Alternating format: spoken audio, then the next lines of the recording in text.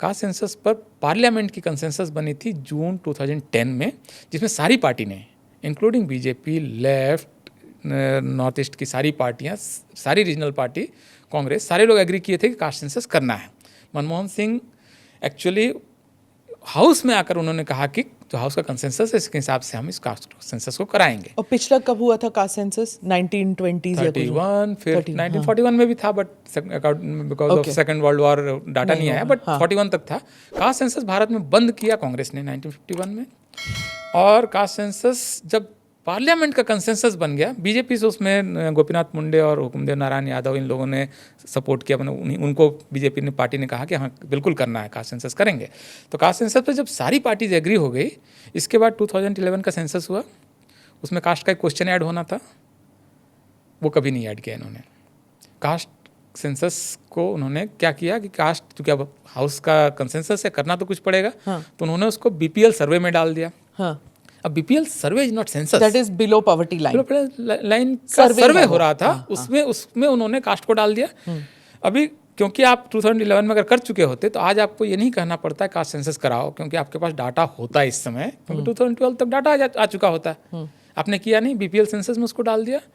अभी उसने अपने 4,800 करोड़ रुपया उसमें खर्च कर दिया, और सेंसस होता है एक्चुअली सिर्फ एक महीने में, 30 दिन में। 1 फरवरी को शुरू होता है और वो 28 फरवरी तक आप देश के हर आदमी को गिन लेते हैं। लास्ट 2 दिन में आप नोमैडिक ट्राइब्स वगैरह गिनते हैं, शहर में जो फुटपाथ पर रह रहे हैं उनको गिनते हैं, लेकिन एक महीने में पूरा होना है। पर उसमें सिर्फ इकोनॉमिक सर्वे होता है ना, अगर आप सब कुछ हो जाता है। अच्छा, क्योंकि उसमें तो आपके पास सारा डाटा होता है ना, किसका कच्चा मकान, किसका पक्का मकान, किसका वाटर सोर्स से दूरी कितनी है, कौन माइग्रेट कर रहा है, कौन जॉब में, ये सब कुछ तो आपको सेंसस में आ जाता है। लेकिन इन्होंने कास्ट को इंक्लूड नहीं किया, उसको बीपीएल सर्वे में डाल दिया। वो काम कितने साल चला? 5 साल।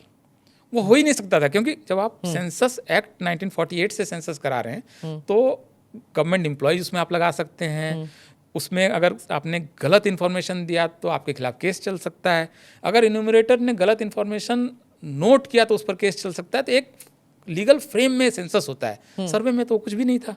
सर्वे डेली वेजर्स से कराए गए और आंगनवाड़ी वर्कर्स से कराए गए, जिनका कोई मतलब नहीं था। वो डाटा में जेटली जी का स्टेटमेंट है कि वो शायद 43 लाख गलतियाँ थी उस डाटा में।